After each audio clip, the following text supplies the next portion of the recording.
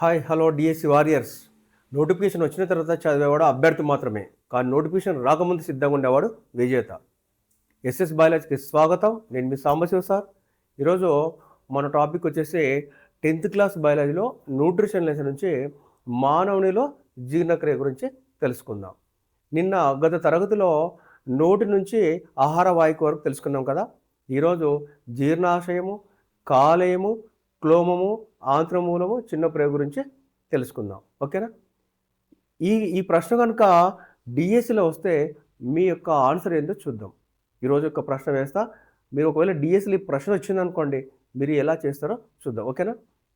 ప్రశ్న: లాలాజలంలో అమైలైజ్ అనే ఎంజైమ్ ఉంటుంది. దీన్ని ఇంకో పేరుతో టైలిన్ అని పిలుస్తారు. అలాగే క్లోమరసంలో కూడా అమైలైజ్ అనే ఎంజైమ్ ఉంటుంది. ఈ రెండింటికి మధ్య తేడా ఏమిటి? మీకు కనుక తెలిస్తే కామెంట్ చేయండి. ఓకేనా? ప్రశ్న మరోసారి: లాలాజలంలో అమైలైజ్ అనే ఎంజైమ్ ఉంటుంది. అలాగే క్లోమరసంలో కూడా అమైలైజ్ అనే ఎంజైమ్ ఉంటుంది. ఈ రెండింటికి మధ్య తేడా ఏంటి? మీకు కనుక తెలిస్తే కామెంట్ చేయండి. ఓకేనా? లేదంటే క్లాస్ పూర్తిగా చూస్తే మీకు ఆన్సర్ లభిస్తుంది. అలాగే ప్రతి వీడియో చూసే ముందు దయచేసి ఒక లైక్ చేయండి, ఎందుకంటే మీకు చాలా ఇన్ఫర్మేటివ్గా ఉంటుంది. ఓకేనా? అలాగే ప్రతి ఒక్కరూ నిన్న దాకా చూసిన వాళ్ళు ప్రతి ఒక్కరు ఈ వీడియో చూడండి, లాస్ట్ వరకు చూడండి. చాలా ఇంపార్టెంట్ ఇన్ఫర్మేషన్ ఉంటుంది. ఒక్కసారి వింటే జీవితంలో ఎప్పుడూ మర్చిపోరు, మళ్ళీ చదవాల్సిన అవసరం కూడా ఉండదు. అంత క్లియర్గా, అంత ఎగ్జాంపుల్గా వీడియో ఉంటుంది. ఓకేనా? ఖచ్చితంగా చూడండి, అలాగే లైక్ చేయండి. ఓకేనా? మరెందుకు ఆలస్యం, స్టార్ట్ చేద్దాం. రైట్. గత తరగతిలో నోరు, లాలాజల గ్రంథులు, ఉపజిహ్వక, ఎపిగ్లాటిస్, అలాగే ఇంకేంటి ఆహార వాహిక గురించి తెలుసుకున్నాం. ఇక్కడ దాకా తెలుసుకున్నాం. ఈరోజు ఏది చూడండి, మన టాపిక్ వచ్చేసి జీర్ణాశయం. Okay, జీర్ణాశయం, stomach. ఓకేనా? ఈ జీర్ణాశయం గురించి ఇప్పుడు తెలుసుకుందాం. ఇక్కడ చూడండి, ఇక్కడ నుంచి ఇక్కడ వరకు ఉండేదాన్ని ఏమంటారు? జీర్ణాశయం అని అంటారు. ఓకే, ఇప్పుడు జీర్ణాశయం గురించి క్లియర్గా చెప్దాం.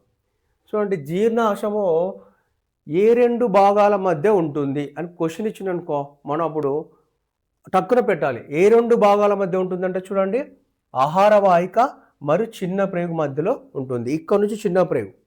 కాబట్టి జీర్ణాశయము ఏ రెండు భాగాల మధ్యలో ఉంటుంది అన్నప్పుడు ఏం చెప్పాలి? టక్కున ఆహార వాహిక, చిన్న ప్రేగు. ఓకేనా? ఓసోపాగస్ అండ్ స్మాల్ ఇంటెస్టైన్ మధ్యలో ఉంటుంది. ఈ రెండు ఇలా కూడా అడుగుతాడు. ఇప్పుడు ఆహార వాహిక ఏ రెండింటి మధ్యలో ఉంటుంది అంటే జీర్ణాశయం మరియు గ్రసని మధ్య ఉంటుంది. ఇట్లా ప్రతిదీ అడగవచ్చు. ఆంత్రమూలం ఏ రెండింటి మధ్య ఉంటుంది అంటే జీర్ణాశయం మరియు చిన్న ప్రేగు మధ్య. ఇలా ప్రతిదీ భాగం ముందు వెనుక తెలుసుకోవాలి. ఓకేనా? జీర్ణాశయము ఆహార వాహిక, చిన్న ప్రేగు మధ్య ఉంటుంది. ఇది జీర్ణాశయం అనేది ఒక సంచి లాంటి కండరాల అవయవం. సంచి లాంటి అంటే సంచి ఏం చేస్తుంది? అన్నిటిని నిల్వ చేసుకుంటుంది. ఇది కూడా నిల్వ చేసుకుంటుంది ఆహారాన్ని. కాబట్టి సంచి లాంటి కండరాల అవయవం అంటే కండరాలతో నిర్మించబడి ఉంటుంది, మెత్తటి కండరాలతో నిర్మించబడి ఉంటుంది అనమాట. అలాగే దీనికి సాగే గుణం ఉంటుంది, ఎక్స్పాండ్ అవుతుంది. అంటే మనం ఒక్కొక్కసారి కొద్దిగా తింటాం, సర్దుబాటు అవుతుంది. ఒకసారి టేస్ట్ బాగుందని ఫంక్షన్కి వెళ్ళినప్పుడు ఎక్కువ మొత్తంలో తింటుంటాం, ఐస్ క్రీమ్ ఒక్కొక్కటి. అప్పుడు కూడా ఇది సర్దుబాటు చేసుకుంటుంది. అంటే సాగే గుణం ఉంటుంది, పరిస్థితులకు అనుగుణంగా ఎక్కువ తక్కువ తీసుకుంటుంది అనమాట. కాబట్టి ఇది సంచి లాంటి కండరాల అవయవము, సాగే గుణం ఉంటుంది అని దేనిని అంటారంటే జీర్ణాశయము. ఇలా కూడా ఇవ్వచ్చు ప్రశ్న. ఇది సంచిలాగా ఉంటుంది, కండరాలతో నిర్మించబడి ఉంటుంది మరియు సాగే గుణం ఉంటుంది అని అంటే అప్పుడు ఏం చెప్పాలి? టకీమని జీర్ణాశయం అని చెప్పాలి. చూడండి, జీర్ణాశయంలోకి ఆహారము ఆహార వాహిక ద్వారా బోలసు జీర్ణాశయంలోకి వస్తుంది. జీర్ణాశయంలోకి ఆహారం ఎలా వస్తుందంటే ఆహార వాహిక ద్వారా ఈ బోలస్ వస్తుంది. ఎలా వస్తుంది అంటే మనం నిన్న చెప్పుకున్నాం, పెరిస్టాల్టిక్ చలనం ద్వారా. జీర్ణాశయంలోకి ఆహారం ఏ విధంగా వస్తుందంటే ఆహార వాహిక ద్వారా వస్తుంది. ఇప్పుడు మరి ఆహార వాహికలకు వచ్చిన బోలస్ లేదా ఆహారం యొక్క పని ఏంది చూడండి. ఆహారం కొంతకాలము నిల్వ ఉంటుంది. ఎక్కడ? జీర్ణాశయంలో. జీర్ణ ఆశయం అంటే ఆహారాన్ని ఆశ్రమించే సంచి లాంటిది అనమాట. జీర్ణాశయంలో కొద్దిసేపు ఆహారం నిల్వ ఉంటుంది చూడండి. ఎందుకంటే దాన్ని టెస్ట్ చేయాలి, దాన్ని జీర్ణం చేయాలి. కాబట్టి జీర్ణాశయంలో ఆహారం కొంతకాలం నిల్వ ఉంటుంది. ఆ తర్వాత జీర్ణాశయం యొక్క గోడలలో జఠర గ్రంథులు ఉంటాయి. చూడండి, ఈ జీర్ణాశయం యొక్క గోడలో ఏమున్నాయి? జఠర గ్రంథులు ఉన్నాయి. ఇక్కడ చూడండి, నిన్న చెప్పుకున్నాం, జీర్ణాశయం యొక్క గోడల్లో జఠర గ్రంథులు ఉంటాయి. ఈ జఠర గ్రంథులు ఏం స్రవిస్తాయి అంటే జఠరసాన్ని స్రవిస్తాయి. జఠర గ్రంథులు ఏం స్రవిస్తాయి? జఠరసాన్ని స్రవిస్తాయి. గ్యాస్ట్రిక్ జ్యూస్ అని అంటారు. జీర్ణాశయం గోడలలో ఏమున్నాయంటే జఠర గ్రంథులు ఉంటాయి, అనేకం ఉంటాయి. ఈ జఠర గ్రంథులు దేన్ని పంపిస్తాయి అంటే జఠర రసాన్ని పంపిస్తాయి, గ్యాస్ట్రిక్ జ్యూస్ని పంపిస్తాయి. ఈ గ్యాస్ట్రిక్ జ్యూస్లో ఏమేమి ఉంటాయి అనేది ఇంపార్టెంట్ అండి. జఠరసంలో జీర్ణాశయం గోడలో ఉన్నటువంటి జీర్ణ గ్రంథులు స్రవించబడిన జఠరసంలో ఏమేమి ఉంటాయంటే హైడ్రోక్లోరిక్ ఆమ్లం ఉంటుంది, HCl అంటారు దీన్ని. హైడ్రోక్లోరిక్ ఆమ్లం ప్లస్ పెప్సిన్ ఉంటుంది. జఠరసంలో ఈ పదార్థం ఉంటాయి అంటే ఏం చెప్పాలి అప్పుడు? హైడ్రోక్లోరిక్ ఆమ్లం, పెప్సిన్.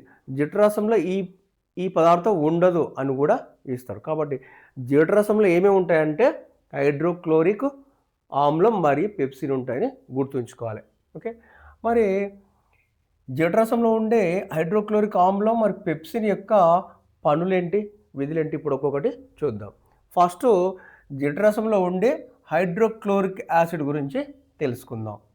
ఈ హైడ్రోక్లోరిక్ ఆమ్లం అనేది ఒక పలుచని ఆమ్ల ద్రావణం. చూడండి, ఒక పలుచని ఆమ్ల ద్రావణం. ఓకే, మరి ఈ HCl యొక్క విధులు ఏమిటి? ఇది ఒక పలుచని ఆమ్ల ద్రావణం అంటే HCl. మరి HCl యొక్క విధులు ఏమిటి అంటే పని ఏంటి? చూడండి, పని ఏంటంటే మొదటగా ఆహారంలోకి వచ్చిన సూక్ష్మజీవులను, ఏవైతే వ్యాధికారక సూక్ష్మజీవులు వస్తాయో వాటిని నాశనం చేయడమే HCl యొక్క విధి.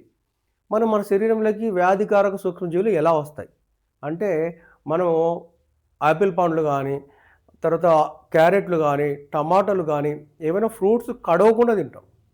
కడవకుండా తిన్నప్పుడు వాటి తొడిమ చుట్టుముట్టు చాలా బ్యాక్టీరియాలు ఉంటాయి.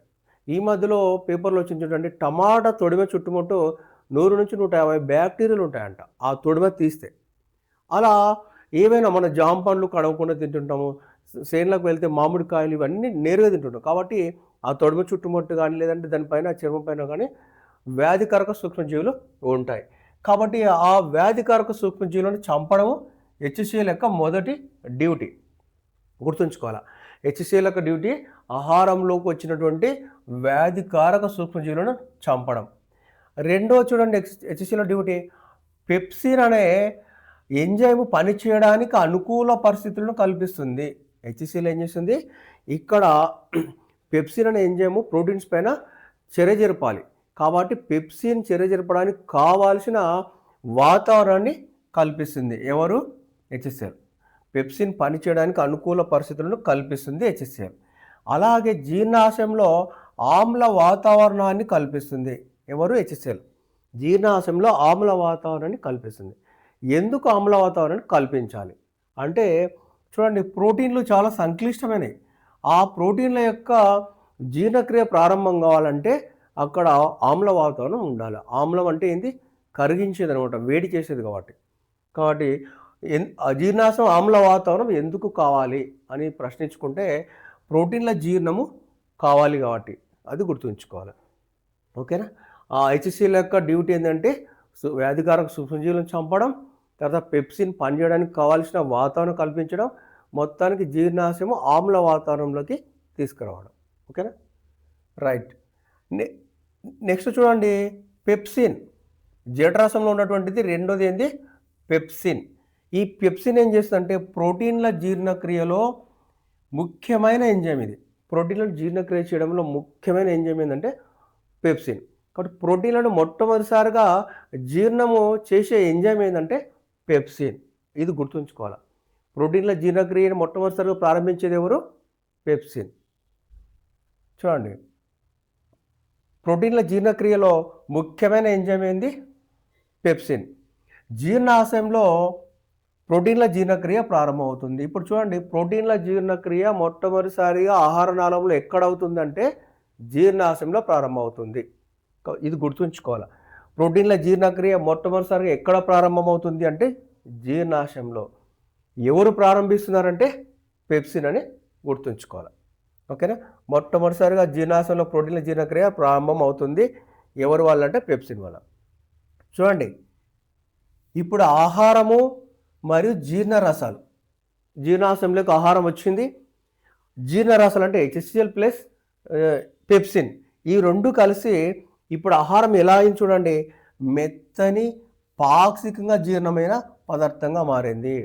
ఆహారము మరి జీర్ణరసాలు కలిసి ఆహారం మెత్తగా పాక్షికంగా జీర్ణం అంటే సగం జీర్ణమైంది, ఆ స్థితికి వచ్చింది. ఇలా మెత్తని పాక్షికంగా జీర్ణమైన ఆహారాన్ని ఏమని పిలుస్తారంటే ఖైమ్ అని పిలుస్తారు. మనం కీమా అంటే అర్థమవుతుంటుంది మీకు, అటు మటన్ అంతా పెద్ద ముక్కలు కాదు, అటు పూర్తి ద్రవ పదార్థం కాదు, మధ్య రకంగా ఉంటుంది. ఖైమ్ అంటే కీమాను గుర్తుంచుకోండి, చిన్న చిన్న ముక్కలు అనమాట. ఇక్కడ కూడా ఆహారం జీర్ణరసాలు కలిస్తే ఏమేర్పడింది, ఖైమ్ ఏర్పడింది. చూడండి, ఖైము ఏ స్థితిలో ఉంటుందంటే అర్ధఘనాకారంలో ఉంటుంది, సెమీ సాలిడ్ స్థితిలో ఉంటుంది. అర్ధఘనాకారం అంటే ఏంటంటే అటు పూర్తిగా మనం నోటి ద్వారా తీసుకున్న ఘన పదార్థం కాదు, అటు రక్తంలో కలిసే ద్రవ పదార్థం కాదు, పూర్తి ఘన పదార్థం కాదు, పూర్తి ద్రవ పదార్థం కాదు, మధ్య రకంగా ఉంటుంది. అది గుర్తుంచుకోవాలి. ఖైమ్ అంటే అర్ధఘనాకారం, సెమీ సాలిడ్ అని అర్థం. మరి చూడండి, ఖైమ్ ఎక్కడి నుంచి వచ్చిందంటే బోలసే ఖైమ్గా మారింది. చూడండి, బోలస్ అనేది ఎక్కడ ప్రారంభించబడింది, నోటి కూరలో బోలస్ ఏర్పడింది. బోలస్లో ఏముంది, ఆహారం ఉంది, లాలాజలం ఉంది. ఈ ఆహారం లాలాజలము జీర్ణాశయంలోకి వచ్చిన తర్వాత ఖైమ్గా మారింది. చూడండి, బోలసే ఖైమ్గా మారింది జీర్ణాశయంలోకి వచ్చినాక. మరి బోలస్లో ఏమున్నాయి, ఖైమ్లో ఏమున్నాయి కూడా తెలుసుకోవాలి. ఎగ్జామ్లో ఖైమ్లో ఇవి ఉంటాయని ఇచ్చిన అనుకోండి, ఏమేమి ఉంటాయి, ఆహార పదార్థాలు ఉంటాయి, చిన్న చిన్న ఆహార పదార్థాలు ఉంటాయి, ఓకే, లాలాజలం ఉంటుంది, జీర్ణ రసాలు కూడా ఉంటాయి, పెప్సిన్ మరియు HCl కూడా ఉంటాయి. ఇవన్నీ కలిసిన దాన్ని ఏమంటారు, ఖైమ్ అంటారు. ఇది గుర్తుంచుకోవాలి. చూడండి, మీరు ఎవరు కూడా ఇంతవరకు ఇలాంటి ఇంత డెప్త్గా ఎవరు చెప్పలేకుంటారు. బోలస్లో ఏముంటుంది, ఆహారం లాలాజలం ఉంటుంది. ఖైమ్లో ఏముంటుంది, ఆహారం లాలాజలం మరియు జఠరాసం ఉంటుంది. జఠరాసంలో ఏముంటాయి, HCl పెప్సిన్ ఉంటాయి. ఇవన్నీ ఉంటాయి, 4 ఉంటాయి చూడండి ఖైమ్లో. ఆహార పదార్థాల ముక్కలు, లాలాజలం, HCl, పెప్సిన్, ఈ 4 కలిసిన దాన్నే ఖైమ్ అంటారు. ఇది గుర్తుంచుకోవాలి. ఎగ్జామ్లో ఎక్కువ శాతం అప్లికేషన్ మోడ్కి వెళ్తాడు కాబట్టి ఇంత డెప్త్గా మనము గుర్తుంచుకోవాలి. మరి ఖైమ్ ఏ స్థితిలో ఉంది, ఆమ్ల స్థిత, క్షార స్థిత, తటస్థ స్థిత అంటే ఖైమ్ ఆమ్ల స్థితిలో ఉంది. ఆమ్ల స్థితి ఉంటేనే అది ప్రోటీన్లు జీర్ణం అవుతాయి, ఎందుకంటే ప్రోటీన్లు సంక్లిష్టమైనట్టు కాబట్టి. ఖైమ్ ఆమ్ల స్థితిలో ఉంది. ఖైమ్ ఆమ్ల స్థితిలో రావడానికి కారణం ఎవరు అంటే ఆ జఠరసంలో ఉండే HCl మరియు పెప్సిన్ రెండు కలిస్తేనే ఖైమ్ ఆమ్ల స్థితిలోకి వస్తుంది. గుర్తుంచుకోవాలి, ఖైమ్ అంటే అర్ధఘనాకారంలో ఉంటుంది, సెమీ సాలిడ్ మరియు ఆమ్ల స్థితిలో ఉంటుంది. ఖైమ్లో ఏమేమి ఉంటాయంటే ఇందాక చెప్పుకున్నాం, రైట్. ఇప్పుడు జీర్ణాశయం, ఇక్కడ దాకా జీర్ణాశయం అర్థమైపోయింది. నెక్స్ట్ జీర్ణాశయం తర్వాత ఇక్కడ చూడండి, జీర్ణాశయం ఎండింగ్లో 2 సంవరణి కండరాలు ఉంటాయి. చూడండి, వాటిని ఏమంటారు అంటే పైలోరిక్ స్పింక్టర్ అంటారు. ఏమంటారు, ఇంగ్లీష్లో పైలోరిక్ స్పింక్టర్ అంటారు. అదే తెలుగులో వలయాకార సంవరణి కండరం. వలయాకారం అంటే గుండ్రంగా ఉన్నటువంటి, సంవరణి అంటే నియంత్రణ చేస్తాయి, కండరాలతో నిర్మించబడింది అని అర్థం. పైలోరిక్ స్పింక్టర్ అంటే వలయాకార సంవరణి కండరం అంటే గుండ్రంగా ఉండి, తర్వాత సమర్ అంటే కంట్రోల్ చేస్తుంది, అంటే ఎలా పంపాలనేది, అది కండరం అనమాట. అది గుర్తుంచుకోవాలి. చూడండి, జీర్ణాశయం యొక్క చివరన పైలోరిక్ స్పింక్టర్ ఉంటుంది. ఇది ఏం చేస్తుందంటే చూడండి, జీర్ణాశయం చివరన ఎందుకు ఉంటుంది పైలోరిక్ స్పింక్టర్ అంటే జీర్ణాశయంలో ఏదైతే ఖైము జీర్ణమైందో అంటే మెత్తగా అయిందో ఆ ఖైముని ఇక్కడ చూసే పెద్ద పెద్ద రేణువులు ఉంటాయి, ఇక్కడ చూసే పూర్తి చిన్న చిన్న రేణువులు ఉంటాయి. ఈ పైలోరిక్ అనేటివి జీర్ణాశయం చివరన ఎందుకు ఉండదంటే ఇక్కడ జీర్ణమైన ఖైముని, ఎక్కువ శాతం జీర్ణమైన ఖైముని కొద్దిగా పంపిస్తుంది అనమాట. అందుకొరకు ఇక్కడ స్పింక్టర్ ఉంటాయి. జీర్ణాశయం చివర ఉంటుంది. ఒక రకమైన కండర నిర్మాణాలు, ఇవి కూడా కండరాలతో నిర్మించబడి ఉంటాయి. ఎలాంటి ఎముకలు కానీ మృదులాస్థి కానీ ఉండదు. ఒక రకమైన కండర నిర్మాణం.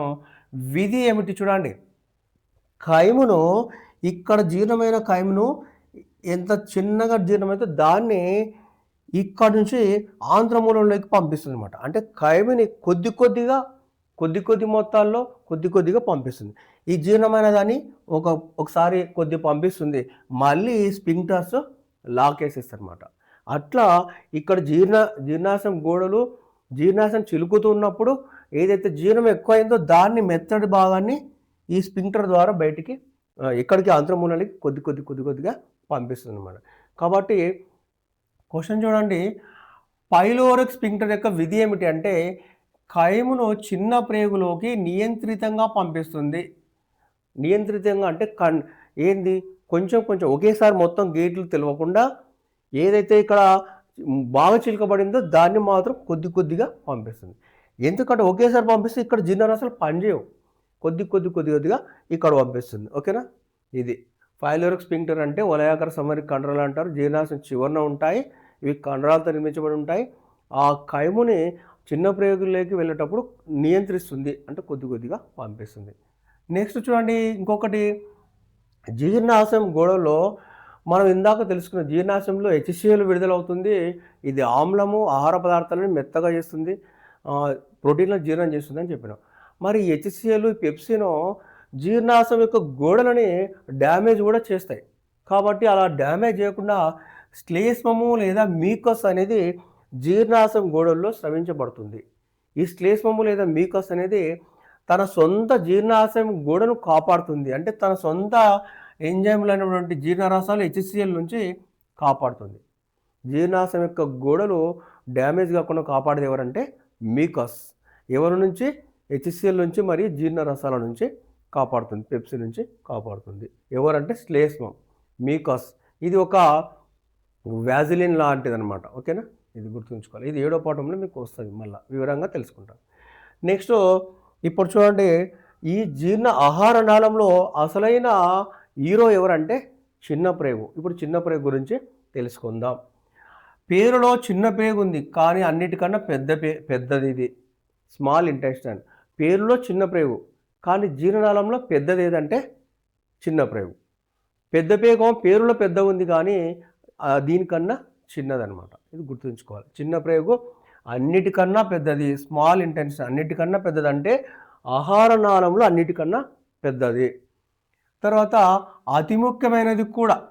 దీంట్లో ఇక్కడ నుంచి వచ్చిన ఒక ప్రాసెస్ ఒక లెక్క ఉంటే ఇక్కడ ఒక లెక్క ఉంటుందన్నమాట.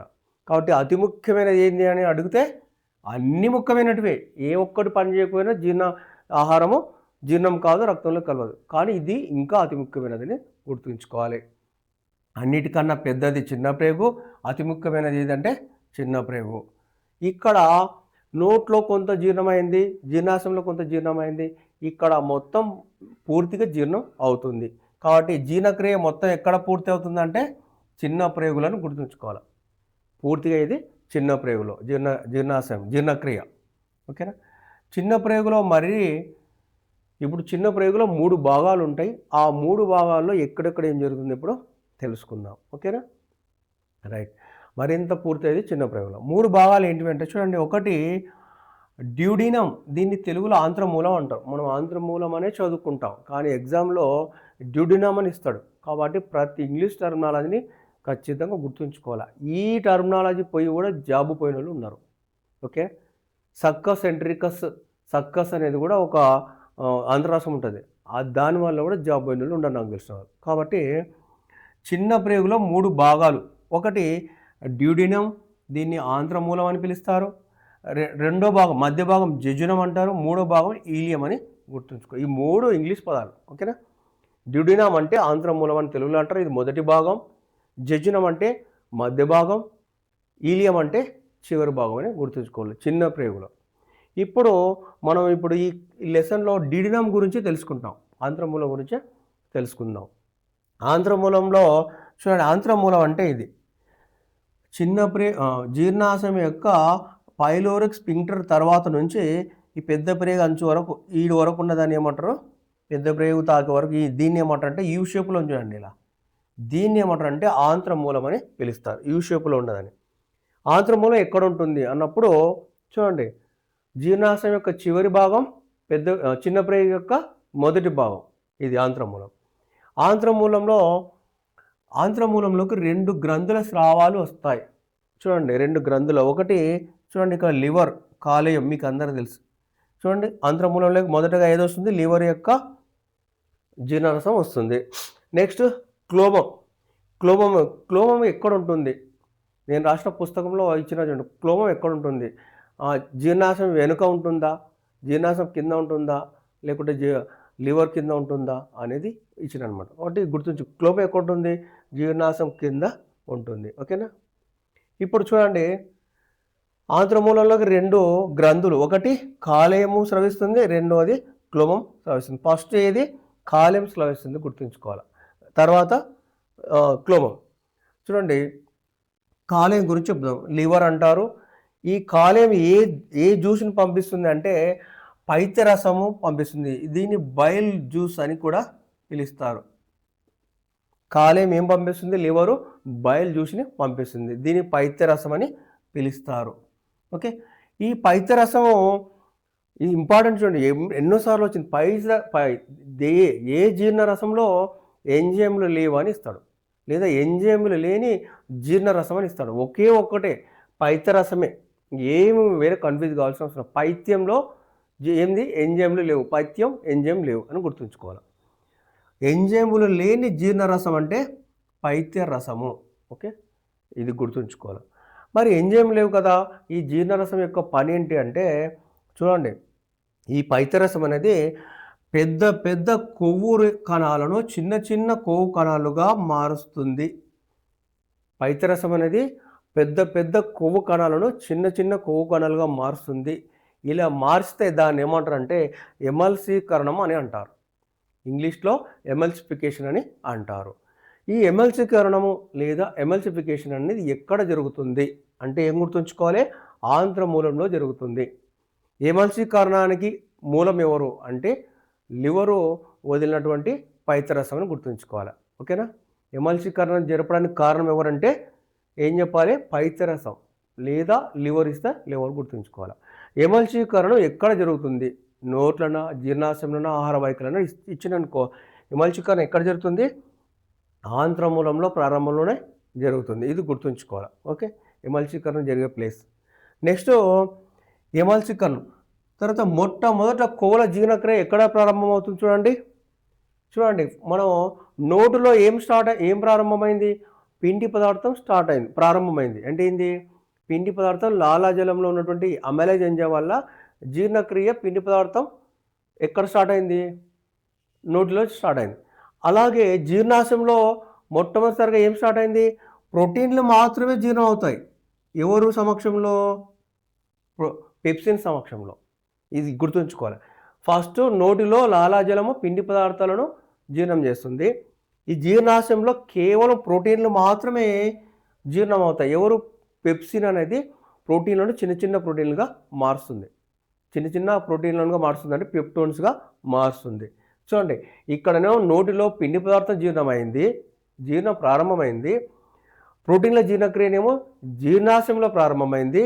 క్రొవ్వుల జీర్ణక్రియ ఎక్కడ ప్రారంభమైంది అంటే ఆంత్రమూలంలో ప్రారంభమైంది. 1 by 1 చూడండి. ఫస్ట్ పిండి పదార్థం నోట్లో, ప్రోటీన్లు జీర్ణక్రియలో ప్రారంభమైంది. ఆంత్రమూలంలో ఏం ప్రారంభమైంది?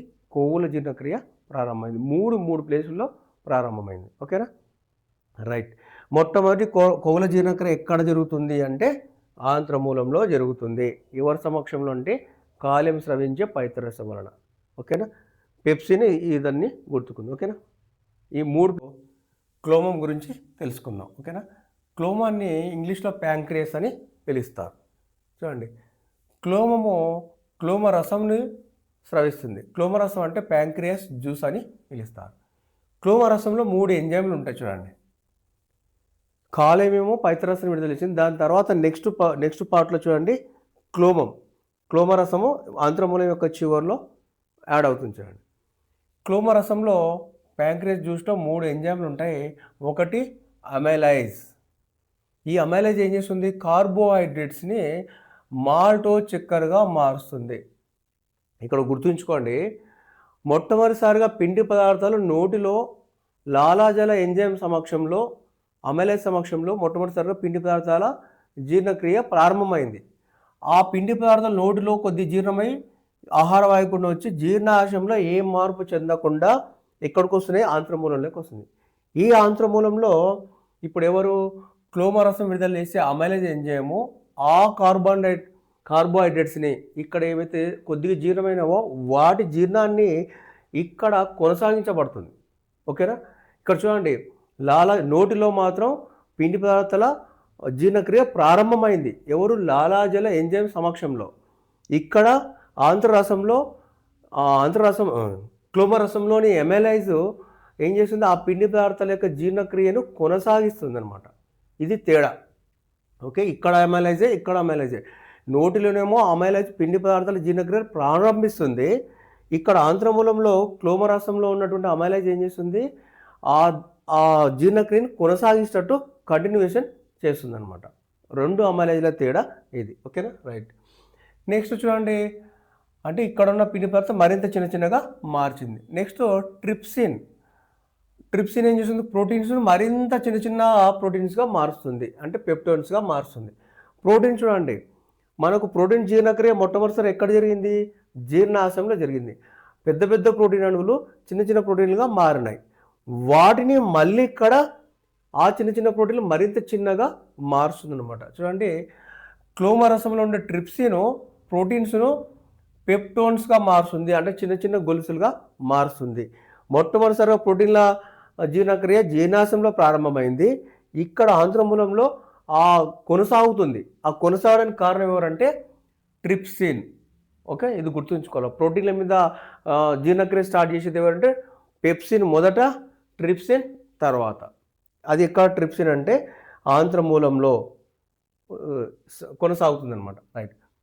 నెక్స్ట్ లైపేజ్ అనేది క్రొవ్వుల మీద పనిచేస్తుంది. చూడండి, ఇక్కడ క్రొవ్వులో ఈ క్లోమరసం విడుదలేసే లైపేజ్ అనే ఎంజైము క్రొవ్వులను క్రొవ్వు ఆమ్లాలు మరియు గ్లిజరాల్గా మారుస్తుంది. అంటే కొవ్వుల జీర్ణక్రియ పూర్తవుతుంది. చూడండి, కొవ్వుల జీర్ణక్రియ ప్రారంభమైంది. ఆంత్రమూలంలో కాలేయం స్టార్ట్ చేసింది. దాన్ని పూర్తి చేసేది ఎవరు? క్లోమంలో ఉండే క్లోమరసం. ఇందులో లైపేజ్ అనేది పూర్తి చేస్తుంది. కాబట్టి కొవ్వుల జీర్ణక్రియ ఎక్కడ ప్రారంభమవుతుంది, ఎక్కడ ముగింపు అవుతుందంటే ఆంత్రమూలంలోనే. పైత్యరసం ఏమో ప్రారంభిస్తుంది, చిన్న చిన్న రేణువులో మారుస్తుంది, దాన్ని ఎమల్సీకరణం అంటారు. ఇక్కడ క్లోమరసంలో ఉండే లైపేజ్ ఏమో పూర్తిగా పూర్తిగా జీర్ణం చేసి కొవ్వు ఆమ్లాలు మరియు గ్లిజరాల్గా మార్చేస్తుంది. కాబట్టి కొవ్వుల జీర్ణక్రియ పూర్తి అయిపోయింది ఇక్కడ ఆంత్రమూలంలో. ఇది గుర్తుంచుకోవాలి. కొవ్వుల జీర్ణక్రియ ఎక్కడ పూర్తవుతుంది? చిన్న ప్రేగా జీర్ణాశయం నోటిలో అంటే ఆంత్రమూలంలోనే పూర్తి అయిందనమాట. ఇది గుర్తుంచుకోవాలి. ఓకేనా? చూడండి, ఇంకా కాలేయం ఏం స్రవిస్తుంది? పైత్యరసాన్ని స్రవిస్తుంది. క్లోమం ఏం స్రవిస్తుంది? క్లోమరసాన్ని స్రవిస్తుంది. కాలేయం క్లోమం యొక్క రసాల వల్ల, పైత్యరసం క్లోమరసం వల్ల చిన్న ప్రేగులో క్షార స్థితికి వస్తుంది. చూడండి, బోలస్ నోటిలో ఉన్నప్పుడు దాదాపు తటస్థ స్థితిలో ఉంటుంది. అటువంటిది జీర్ణాశయంలోకి వస్తలకల్లా ఏమైంది? ఆమ్ల స్థితికి వచ్చింది బోలస్. ఆమ్ల స్థితికి రావడానికి కారణం ఏంది? HCl మరియు పెప్సిన్. ఈ ఆమ్ల స్థితిలో ఉన్నటువంటి ఖైము చిన్న ప్రేగులకు రాని ఏమవుతుంది? క్షార స్థితికి వచ్చింది. కాబట్టి జీర్ణాశయంలో ఉన్న ఆమ్ల స్థితిలో ఉన్నటువంటి ఖైము చిన్న ప్రేగులకు రాను క్షార స్థితికి వస్తుంది. దీనికి కారణం ఎవరంటే చూడండి, క్లోమము మరియు కాలేయము విడుదల చేసిన పైత్యరసం క్లోమరసాలే చిన్న ప్రేగుల క్షార స్థితిని కల్పిస్తాయి. ఖైము ఆమ్లస్థితిలో ఉన్న ఖైము క్షారస్థితిలోకి ఎలా వచ్చింది అంటే ఈ ఆంత్రమూలంలో కాలేయము క్లోమము స్రవించబడినటువంటి పైత్యరసం క్లోమరసాలే అని గుర్తుంచుకోవాలి. ఓకేనా? చిన్న ప్రేగు ఇప్పుడు ఏ స్థితిలో ఉంది? క్షార స్థితిలో ఉంది. ఇక్కడ నుంచి చూడండి, బోలస్ ఎక్కడ ఉంటుంది? నోటిలో ఉంటుంది. ఏమేమి ఉంది బోలస్లో? ఆహారం మరియు లాలాజలం ఉంది. ఇప్పుడు ఏమైంది? జీర్ణాశయంలోకి వచ్చినట్టే ఏది? ఖాయంగా మారింది. అంటే ఇక్కడ ఏ స్థితిలో ఉంది? ఆమ్ల స్థితిలో ఉంది. అంటే ఆమ్ల స్థితిలో ఉందంటే దీంట్లో ఏమున్నాయి? ఖాయంలో ఆహారము, లాలాజలం, పెప్సిన్, HCl ఉంది. ఇప్పుడు ఇది చిన్న ప్రయోగులకు రాని ఏమైంది, క్షారస్థితిలోకి మారింది. అంటే ఇక్కడ ఏమేముంది క్షారస్థితిలో అంటే వీటికి మళ్ళీ ఏం కలిసినాయంటే క్లోమరసం పైత్యరసం కలిసి చిన్న ప్రయోగంలో క్షారస్థితికి వచ్చిందనమాట. ఇది గుర్తుంచుకోవాలి. ఓకేనా. ఆమ్లస్థితి, క్షారస్థితి. బోలస్ ఏమో దాదాపు తటస్థ స్థితి ఉంటుంది, ఎందుకంటే పిహెచ్ లాలాజలం పిహెచ్ 6.8 ఉంటుంది కాబట్టి దాదాపు తటస్థము ఆమ్లస్థితి క్షారస్థితికి వచ్చింది. ఇప్పుడు చిన్న ప్రేగులో ఆ ఆహార పదార్థాలు ఏ స్థితిలో ఉంటే క్షారస్థితి అని గుర్తుంచుకోవాలి. జీర్ణాశయంలో ఆమ్లస్థితి. ఓకేనా. ఇప్పుడు చిన్న ప్రేగులకి ఆహారం ఎలా వచ్చింది, పైలోరిక్ స్పింక్టేటర్ ద్వారా చిన్న ప్రేగులకు ఆహారం వచ్చింది. చిన్న ప్రేగు గోడల్లో ఏముంటాయి, ఆంధ్ర గ్రంథులు ఉంటాయి. చిన్న ప్రేగు గోడల్లో ఆంధ్ర గ్రంథులు ఇక్కడ ఉన్నాయి చూడండి. ఈ ఆంధ్ర గ్రంథులు ఏం విడుదల చేస్తుంటే ఆంధ్ర రసం విడుదల చేస్తుంది. ఆంధ్ర రసాన్ని సక్కస్ ఎంట్రికస్ అంటారు. ఇది గుర్తుంచుకోవాలి, ఇంగ్లీష్ వర్డ్ సక్కస్ ఎంట్రికస్ అని అంటారు. ఓకేనా. ఆంధ్ర రసాన్ని ఏమని పిలుస్తారు, సక్కస్ ఎంట్రికస్ అని అంటారు. ఆహార నాళంలో ఈ ఆంధ్ర రసం యొక్క డ్యూటీ లేదా సక్కస్ ఎంట్రికస్ యొక్క డ్యూటీ ఏంటంటే ఆహార నాళంలో పైనుంచి కింది దాకా జీర్ణం అవుతూ వస్తాయి, కానీ ఏవైతే ఇంకా ఆహారంలో జీర్ణం కాని పదార్థాలు ఉన్నాయో వాటిని మరింత జీర్ణం చేస్తుంది. ఆంధ్ర రసం యొక్క డ్యూటీ ఏంటంటే జీర్ణనాళంలో పైనుంచి కిందికి వచ్చేటప్పుడు జీర్ణం అవుతూ వస్తాయి, ఇంకా జీర్ణం కాని ఏమైనా భాగాలు ఉంటే వాటిని మరింత జీర్ణం చేసేది ఎవరంటే ఆంధ్ర రసం. ఓకేనా. ఇప్పుడు ఆంధ్ర రసంలో ఆంధ్ర రసం లేదా సక్కస్ ఎంట్రికస్లో 2 ఎంజైములు ఉంటాయి. ఎన్ని ఉంటాయి, 2 ఎంజైములు ఉంటాయి. క్లోమరసంలో 3 ఎంజైములు ఉంటాయి, ఆంధ్ర రసంలో 2 ఎంజైములు ఉంటాయి. అది గుర్తుంచుకోవాలి. ఓకేనా. క్లోమరసంలో 3 ఎంజైములు, ఆంధ్ర రసంలో 2 ఎంజైములు ఉంటాయి. ఓకేనా. ఈ ఆంధ్ర రసం ఎక్కడ ఉంటుంది, చిన్న ప్రేగుల యొక్క గోడలు ఆంధ్ర గ్రంథులు స్రవిస్తాయి. ఇప్పుడు ఆంధ్ర రసంలో ఉండే 2 ఎంజైముల గురించి తెలుసుకుందాం. పెప్టిడేజెస్. చూడండి, పెప్టిడేజెస్ అంటే పెప్టైడ్స్ని మరింతగా చిన్నగా చేసి అమైనో ఆమ్లాలుగా మారుస్తుంది, చిన్న చిన్న గొలుసులుగా మారుస్తుంది. అంటే పెప్టిడేజెస్ అంటే ఇది పెప్టైడ్స్ అంటే ప్రోటీన్లు, చిన్న చిన్న ప్రోటీన్లు మరింత చిన్నగా మార్చి అమైనో ఆమ్లాలుగా మార్చింది, అంటే ద్రవ రూపంలోకి మార్చింది. చూడండి, ప్రోటీన్లు ఎక్కడెక్కడ స్టార్ట్ అయింది చూడండి. ఫస్ట్ జీర్ణాశయంలో ప్రోటీన్ల జీర్ణక్రియ ప్రారంభమైంది, తర్వాత ఆంత్రమూలంలో క్లోమరసంలో ఏది ట్రిప్సిన్ మరింతగా చిన్న ప్రోటీన్లుగా మార్చింది. ఇప్పుడు ఆంధ్ర రసంలో పెప్టైడ్స్ను మరింత చిన్నగా మార్చి అమైనో ఆమ్లాలుగా మారింది. కాబట్టి అమైనో ఆమ్లాలకు మూలం ఎవరంటే ప్రోటీన్స్. ఇది గుర్తుంచుకోవాలి. అమైనో ఆమ్లాలకు మూలం ఎవరు, ప్రోటీన్స్ అనమాట. ప్రోటీన్ యొక్క అంత్య ఉత్పన్నం ఏంటి చెప్పండి, అమైనో ఆమ్లాలు. ఇవన్నిటికీ ప్రోటీన్లు అమైనో ఆమ్లాలుగా మారడానికి కారణమయ్యే ఎంజైమ్లు ఏంటివంటే చూడండి, ఇక్కడనేమో పెప్సిన్, జీర్ణాశయంలో పెప్సిను, క్లోమరసంలో ట్రిప్సిను, ఆంధ్రరసంలో పెప్టిడేజెస్. ఈ 3 ఎంజైమ్లు ప్రోటీన్లను అమైనో ఆమ్లాలుగా మారుస్తాయి. గుర్తుంచుకోవాలి. ప్రోటీన్లను అమైనో ఆమ్లాలుగా మార్చే ఎంజైమ్లు కానిది అని అడుగుతాడు, అయినది అని అడుగుతాడు. ఏమేమి గుర్తుంచుకోవాలా, పెప్సిన్, ట్రిప్సిన్, పెప్టిడేజెస్ అనేది గుర్తుంచుకోవాలి. ఓకేనా. అమైనో ఆమ్లాలకు మూలం ప్రోటీన్స్ యొక్క అంత్యోత్పన్నాలు అమైనో ఆమ్లాలు అని గుర్తుంచుకోవాలి. ఓకే. ఇక్కడ ప్రోటీన్లను పెద్ద ప్రోటీన్లు చిన్నగా మారుస్తుంది, ఆ చిన్న వాటిని ఆంధ్ర రసంలో మరింత చిన్న చేస్తాయి. ఈ చిన్న వాటిని ఇంకా చిన్నగా చేసేది ఎక్కడంటే ఆంధ్ర రసంలో. ఇందాక చెప్పుకున్న ఆంధ్ర రసంలో మరింతగా పూర్తి చేస్తుంది అనమాట. Okay, right. నెక్స్ట్ సుక్రేజ్ అనే ఎంజైము ఆంధ్ర రసంలో ఉంటుంది. ఇది సుక్రోజును గ్లూకోజ్గా మారుస్తుంది. సుక్రోజ్ అంటే ఇది ఒక కార్బోహైడ్రేట్. ఈ కార్బోహైడ్రేట్ని మరింతగా చిన్నగా మాల్టోస్ చక్కెరగా మార్చి గ్లూకోజ్గా మారుస్తుంది. గ్లూకోజ్ అంటే ఇక్కడ ఏ స్థితి అంటే ద్రవ స్థితి, అక్కడ దాకా తీసుకొస్తుంది. చూడండి, మనం ఘన రూపంలో కార్బోహైడ్రేట్స్ తీసుకుంటాం. చూడండి, నోటి ద్వారా కార్బోహైడ్రేట్స్ తీసుకున్నప్పుడు లాలాజల ఎంజైము అమైలైజ్ ఏం చేసింది, పిండి పదార్థాలను చిన్నగా మార్చింది. అక్కడి నుంచి జీర్ణాశయంలో ఏ మార్పు చెందకుండా వచ్చి ఎక్కడికి వచ్చింది, ఆంత్రమూలంలోకి వచ్చింది. ఆంత్రమూలంలో క్లోమరసంలో ఉన్నటువంటి ఎంఎల్ఐజ్ ఎంజైమ్ ఏం చేసింది, ఆ పిండి పదార్థాలు మరింత చిన్నగా మార్చింది. ఇంకా చిన్న ఆంధ్రరసంలోకి వచ్చింది. ఇప్పుడు చిన్న ప్రేగులోకి వచ్చింది. చిన్న ప్రేగులో ఈ ఆంధ్రరసం ఏం చేసింది, మరింత చిన్నగా చేసి గ్లూకోజ్గా మార్చింది. ఇలా ఆంధ్ర రాష్ట్రంలో సుక్రేజ్ అనే ఎంజైము సుక్రోజ్ని గ్లూకోజ్గా మార్చే దానికి చిన్న ప్రేగులో ఉన్నటువంటి క్షారస్థితి బాగా కలిసి వస్తుంది అనమాట. క్షారస్థితి వల్లనే త్వరగా మొత్తం జీర్ణం అవుతుంది.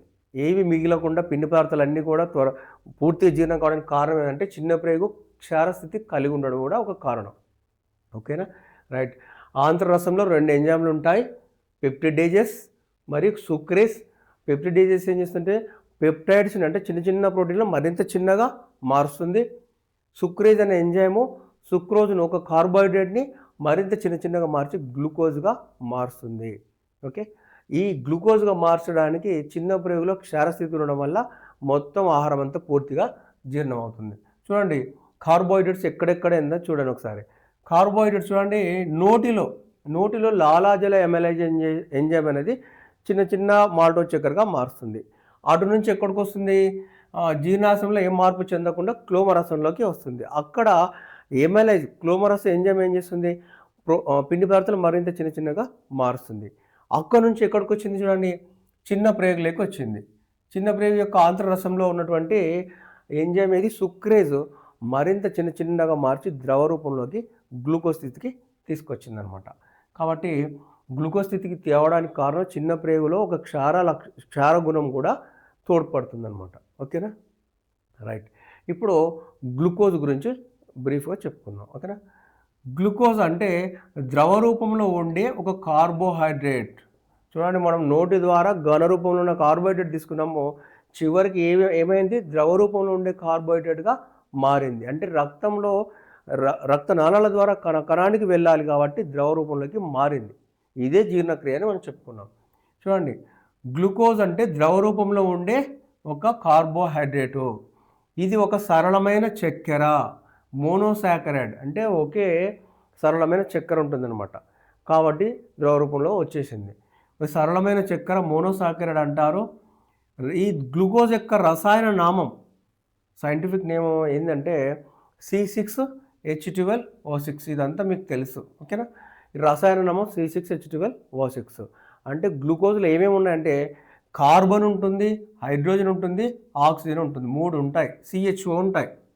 గ్లూకోజ్లో కార్బన్, హైడ్రోజన్, ఆక్సిజన్ 3 ఉంటాయి కాంప్లెక్స్లో. కాబట్టి గ్లూకోజ్ ఏర్పడింది ఇక్కడ చిన్న ప్రేగులో. ఈ చిన్న ప్రేగు నుంచి ఎక్కడికి వెళ్ళాలి, రక్తం ద్వారా ఎక్కడికి వెళ్ళాలి, కణాలకు వెళ్ళాలి. చిన్న ప్రేగులో ఏర్పడిన గ్లూకోజు రక్త కేశనాళికల ద్వారా రక్తంలోకి వెళ్ళి అక్కడ నుంచి కణాలకు వెళ్తుంది. కణాలకు వెళ్ళిన తర్వాత అప్పుడు ఆక్సిజన్ వచ్చి శ్వాసక్రియ ద్వారా కణాలలో ఏం జరుగుతుందంటే కణ శ్వాసక్రియ జరుగుతుంది. సెల్యులార్ రెస్పిరేషన్ జరిగి అక్కడ శక్తి విడుదలవుతుంది. ఆ శక్తి ఏటీపీ రూపంలో విడుదలవుతుంది. కణాలలోకి వెళ్ళిన గ్లూకోజు ఆక్సిజన్ సమక్షంలో శ్వాసక్రియ జరిగి కణ శ్వాసక్రియ జరిగి శక్తిగా మారుతుంది. ఆ శక్తి ఏటీపీ రూపంలో నిల్వ ఉంటుంది. ఈ శక్తిని కణము వివిధ అవసరాల కొరకు వినియోగిస్తుంది. ఈ శక్తిని కణంలో ఉన్నటువంటి వివిధ కణాంగాలు వివిధ అవసరాలకు వినియోగించుకుంటాయి. ఓకే, ఇదంతా ఒకసారి చూసుకుంటే క్లియర్గా చూడండి. క్లోమము ప్యాంక్రియాస్ జ్యూస్ అంటారు. దాంట్లో 3 ఎంజైమ్లు ఉంటాయి, అమైలైజ్, ట్రిప్సిన్, లైపేజ్. తర్వాత చిన్న ప్రేగులో గోడలో ఆంత్ర గ్రంథులు ఉంటాయి, ఆంత్ర రసాన్ని విడుదల చేస్తాయి. దాంట్లో 2 ఎంజైమ్లు ఉంటాయి. ఒకటి పెప్టిడేజెస్, రెండోది సుక్రేజ్. చిన్న ప్రేగులో జీర్ణక్రియ మొత్తం పూర్తయ్యి గ్లూకోజ్గా మారుతుంది. ఓకేనా, రైట్. ఈ వీడియో కనుక మీకు నచ్చితే ఒక లైక్ చేయండి. అలాగే ఇలాంటి మరెన్నో ఇంట్రెస్టింగ్ వీడియోల కొరకు నా ఎస్ఎస్ బయాలజీ ఛానల్ని సబ్స్క్రైబ్ చేయండి. ఓకేనా, ఈ వీడియో తర్వాత మీకు ఒక 5 మల్టిపుల్ చాయిస్ క్వశ్చన్లో ట్రెండింగ్ తగ్గట్టు ఇస్తున్నాను. వాటిని మీరు చూసి ఆన్సర్ని కామెంట్ చేయండి. ఓకేనా, థ్యాంక్స్ ఫర్ వాచింగ్. మళ్ళీ నెక్స్ట్ క్లాస్లో మరొక ఇంట్రెస్టింగ్ వీడియోతో కలుద్దాం.